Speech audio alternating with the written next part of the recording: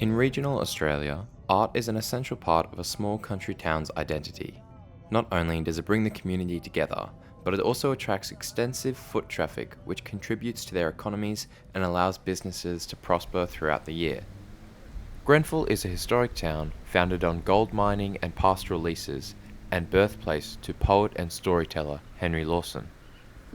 Every June long weekend, the town commemorates the birth of Henry Lawson through celebrating the arts, national competitions for short story writing and poetry, paintings, artworks and photography set the tone, but the whole town bustles with drama performances, buskers, vintage cars and a street procession.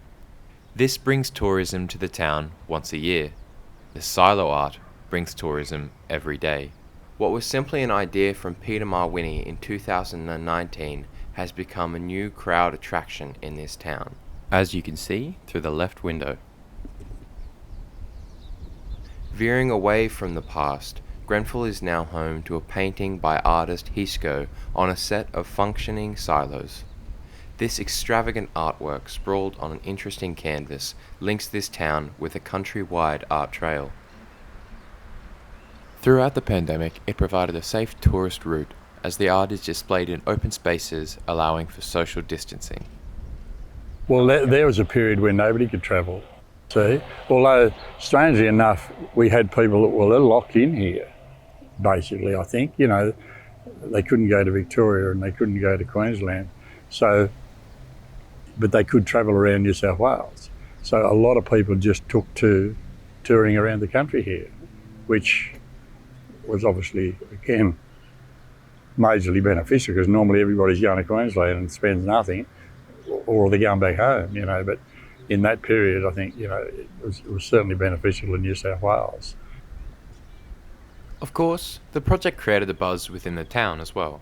As the images slowly began to take shape, I remember the after-school trips my mates and I would take to see the progress, but, unfortunately, they were accompanied by failed requests asking for a ride in the artist's boom lift. Once the venture was completed, Grenfell began to see a constant stream of viewers and silo trail travellers.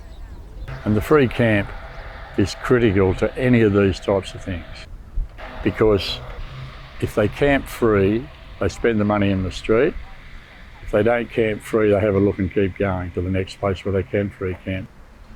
Travelling across the country, these artworks give a rare insight into these rural towns. So there's a variety of artworks that you see, but what they typically represent is something peculiar to that town or iconic to that town or village. For instance, it might be that it's wool and the shearing industry like Wyth Valley, or it might be that it is about grain growing, or even perhaps like Portland, where it is an industrial town that's faded away. As for Grenfell's artwork, every image on the silo is inspired by locals. We didn't want any people on it, even though I said I put my grandsons on it, but that didn't go too good. The sheep are Ralph Dip Roses. The cattle are from Quandie, Penfolds I think they were, and the canola was a shot from Myee. During and outside the pandemic, the silos have brought huge crowds to the town and allowed it to continue prospering. As they sign more names into the 5th Visitors Book, Grenfell's historic and current art culture continues to shape the town's identity.